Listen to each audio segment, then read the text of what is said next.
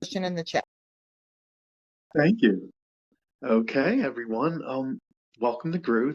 Thank you so much for coming on the show. I appreciate it. Rocco, it's a pleasure to be with you. Thank you for Thank having us, Rocco. Definitely, yes, definitely. So, the first thing I want to start out asking you both is what actually inspired you both to want to write and create an 11-part series? Well, it started with me. I used to be in the Merchant Navy, the Merchant Marine. I was a deck officer. And so I knew this story, this true story of the San Demetrio was kind of baked into the DNA. And when back in 2011, I wrote a feature film version. I expanded that up into a TV series because there's so much story to tell here, particularly once you include the court case that sprang out of it, which is an extraordinary one. So I've been working on it for some years in different iterations. And then the trigger really, and Misha and I have worked together on a lot of other projects as well, Okay. movies and so forth. He was in a short film I wrote and made, and then a film that Tourist Studios did called Green Rush. I did a little bit of help on and so forth. And so we've been working together on quite a lot of different stuff. We met with a friend of mine called Jack Bowman from Audio Marvels in London, who was over in February 2020 to be on a panel about podcasting and audio work. And we met up, and he'd read my movie version, and he said, well, have you ever thought of making it in the audio sphere as an audio movie? And we both went, what on earth's an audio movie?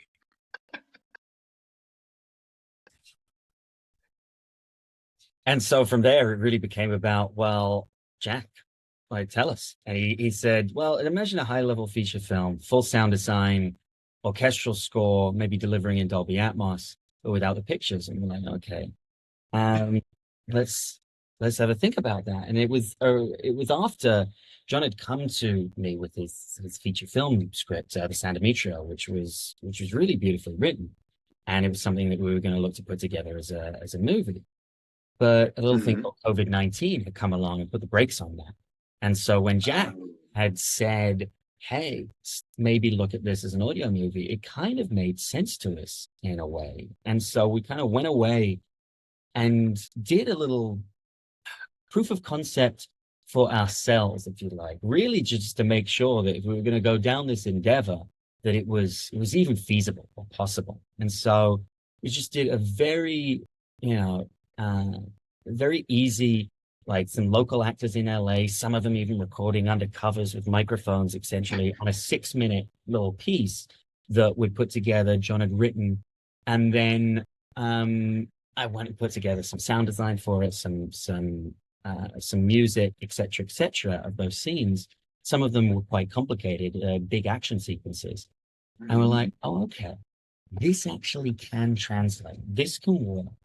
And so from there, we started building a team to do it much bigger. Oh, wow. Yeah.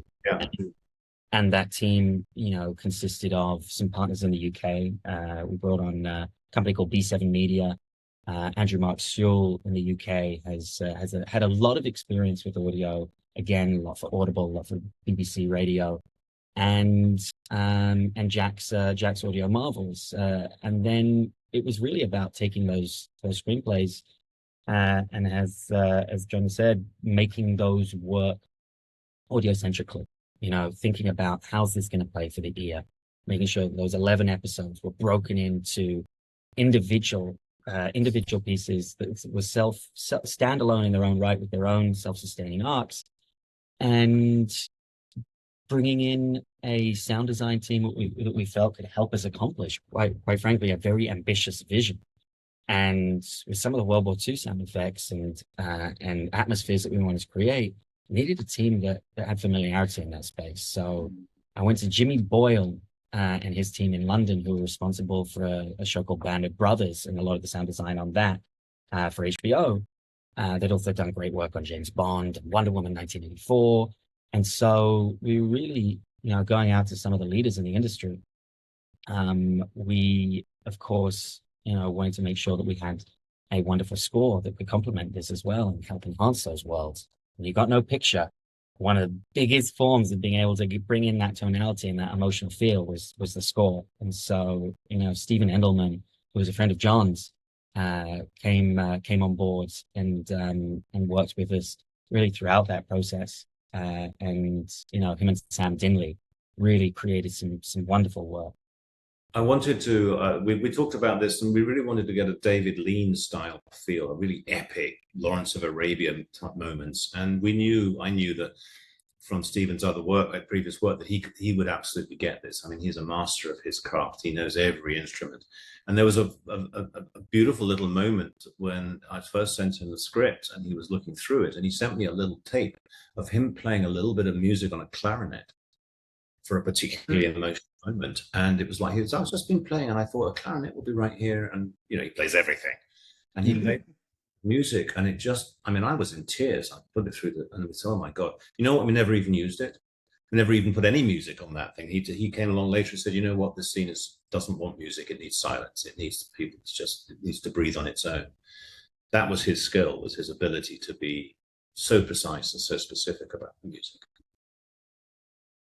Yeah, wow, okay. The time coding out of that had to be so specific, and it really did. And he was, is wonderful enough to indulge even the most minute detail in there that really, in this case, we feel makes such a difference, and making sure that we don't clash sonically, of course, with all the different dialogue and all the different sound effects we had going on.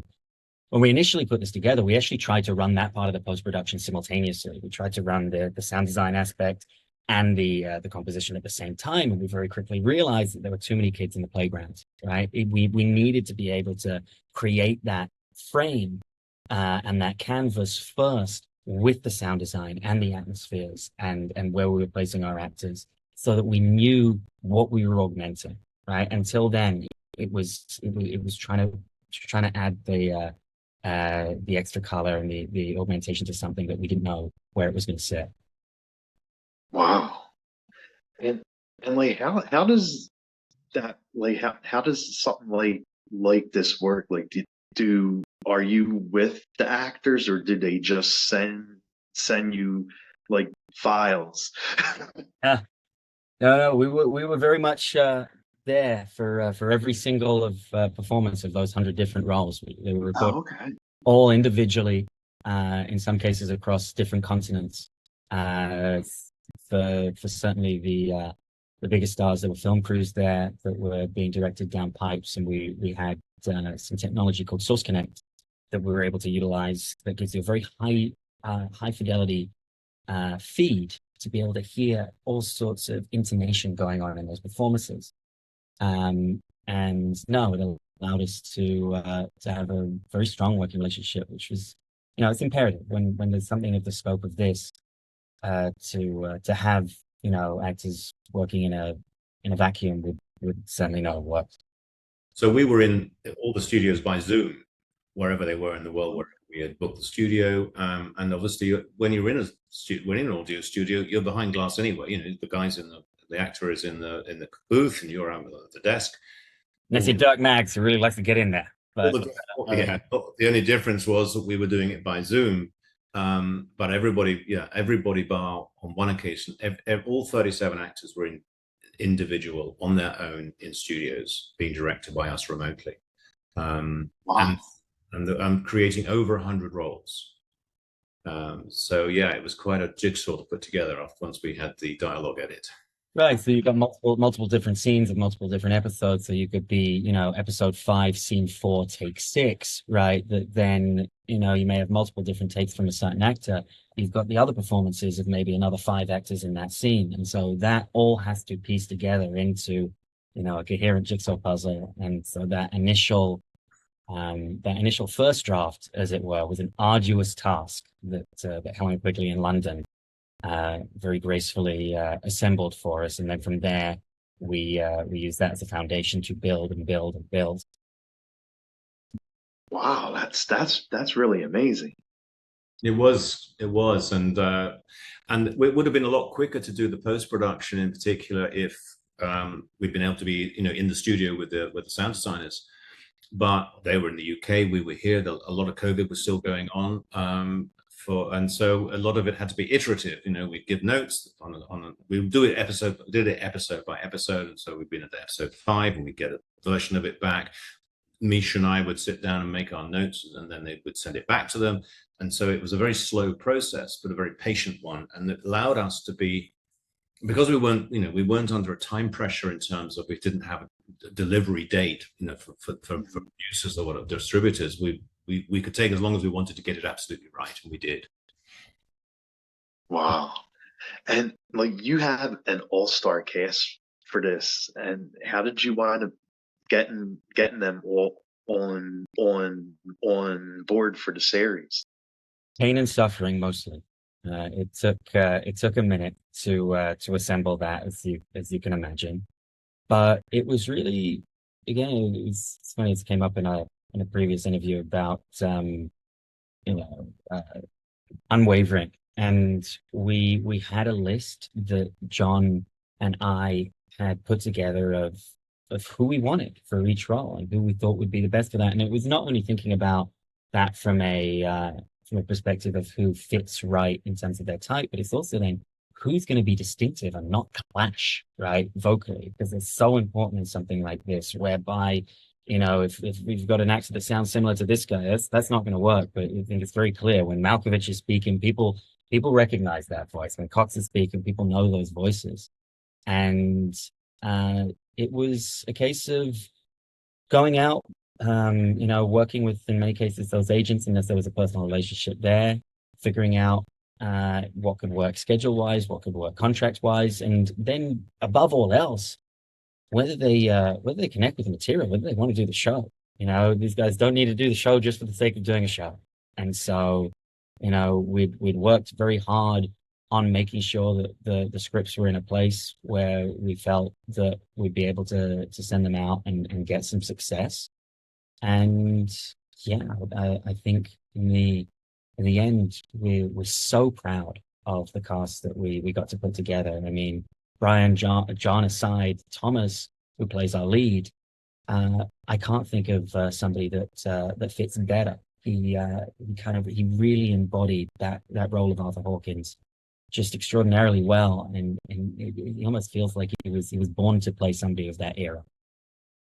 And talking to Natalie about her role, she said it spoke to her. She's someone who's had to struggle in her day to make her way in the world, and the character of Maud that she plays has a lot of pushback from the people around her, and she refuses to give up. She refuses to be browbeaten, and I think she really enjoyed that aspect that spoke to her. Oh, wow, okay. And were you worried about like not having video, like because when fans hear there's like a series coming out or a movie coming out, they probably think, oh, we're gonna go to the movies or we're gonna go on streaming and watch it. Like, were you worried like that fans wouldn't watch it just because it's not video? Who knows? I mean, there's a lot of people who love listening to the radio. People listen to the radio probably 10 times more than go to the movies or watch TV. I mean, people listen to podcasts. The radio audience is still very much alive and well. Yeah, like you said, Jim. But it's a medium that doesn't require us to be there to survive or do well. But certainly, we wanted to be able to create a cinematic experience for the and provide something that this is not your everyday podcast. This is not even your everyday radio play or anything like that. We wanted to create something of the highest cinematic standards we were able to, and tell a story in that way. And a lot of different things went into that, but also circumstance went into that too. Had it not been for COVID, maybe the project would never have been made this way. But it did happen, and this did happen. And so this. Yeah, and we started talking to Wondering quite a long time ago, and obviously, how are you going to find your listeners? And they were, very enthusiastic about the project. Absolutely loved it, and I think for a key for them is that they decided quite recently, actually, to make us the flagship of their American History Tellers series. So there's a sort of tie-in to some other shows that are coming up. And as a result, that means it's not just us, and people have to just find us. There are other things going on as well, and I think that's a real plus. Oh, wow! And what did you both love most about making the show? And is there like a certain like scene that you both love the most? Like what did you both love most about the show, about making the series? I think it seems a long time ago now, but when we were actually recording the actors, when we were working with the actors, actors have a great ability to surprise you, and we had great actors, and their ability to get inside the characters and deliver something extraordinary and take my words. And for me, that was such a buzz. I've got a framed photograph of John Malkovich at the microphone reading my script. It's like, as a writer, it doesn't get much better than that. Yeah, you're right. It's it's the little moments. It's the connectivity with other people along the way. Listen, nobody makes a movie or a show like this without truly a whole army behind them. And I think as human beings, we're meant to collaborate. And there's a nature of that. If you come back after a day on set or after a day where people have truly created something authentic, and you can feel that there's been a little bit of magic put down on those tracks or in that camera, it'll make you tick at a high frequency. Nice. And I know you're on a press day, so I'm just gonna ask like one last question: is where could fans like listen to the series, and where could they follow you both at? So the show will be available, at least for the first 90 days, exclusively on Wondery Plus. And the first 2 episodes are actually going to be available to everybody on YouTube. And so that'll be on July 10th, where that'll be widely available there. And then we're both on social media. I am on Instagram at Misha Crosby. Enjoy. I'm on most of them just with my name. You'll find it. And also, I would like to just stress people, when you've listened to an episode or a couple of episodes, we have inside the episode videos where there's like 5 minutes of additional things where people, if they're fascinated by the story, want to know more about how we made it or process or the story itself and the environment, the world in which it sits, then that'll be coming. Those will be coming out a couple of days after each episode. And those are multicam. They're very HBO style. You'll see behind their shows, they usually have some inside the episodes with creators. It's very much in the vein of those, with also interviews from the cast and really getting into some specific details about some of that process. Yeah. Sweet, that's awesome. Well, thank you both so much for taking time coming on and talking about the series. I appreciate it. Thank you. No problem, Rob. Thank you, Rocco. Been great to talk to you. Thank you. I appreciate that.